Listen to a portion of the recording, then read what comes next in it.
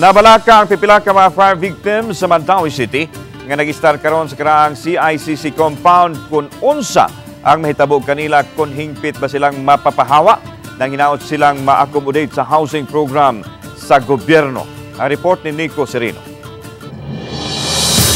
Sa miaging simana nakadawat og notice to vacate ug pag-awhag sa voluntary demolition ang mga nanimuyo sa CICC compound nga mga fire victims kaniadto. Niadtong miaging simana lang may dialogue nga nahitabo kanila ug sa taga-Housing and Urban Development Office kun HUDO.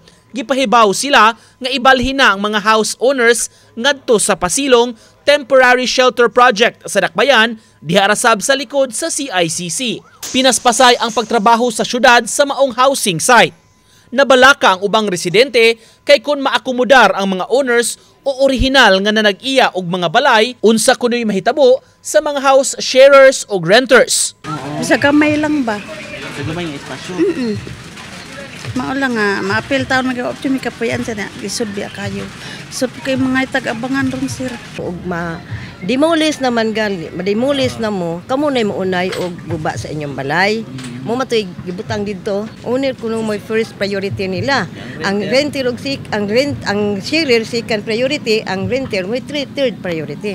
Laing tigom ang gitakda kabahin sa issue, magsilbing orientation na sab sa mga residente. Sa phone interview, matud sa labaw sa HUDO, series of orientations na sila para sa mamahimok na proseso pagbalhin, no? Unsay ilang kuan, unsay kaning kandak sa pagbalhin, unsay angay nga dadon, mga nana ba, unsay ato ang step nga kuan kaning policies dito sa pasilong. Samtang sa kabalaka sa mga sharers ug sa mga nag-abang ra kaniadto, Atuwa pa mong pod ng ipang check good ang kuan kaning renters and sharers nana ba. I-double check din nato before ta moingon nga renter sa sharer sa kay siyempre di pa man gid nato ma-final dayon. Ang mga lakang gihimo sa syudad aron mahawa na ang CICC compound para sa pagsugod na sa katukuran sa New Mandaue Government Center. Gawa sa pasilong temporary housing, hapit na sa mahuman ang duha ka mga buildings sa Tipolo Residences o mid-rise condominium project nga mausay kabalhinan sa uban nga mga nasunugan kaniadto.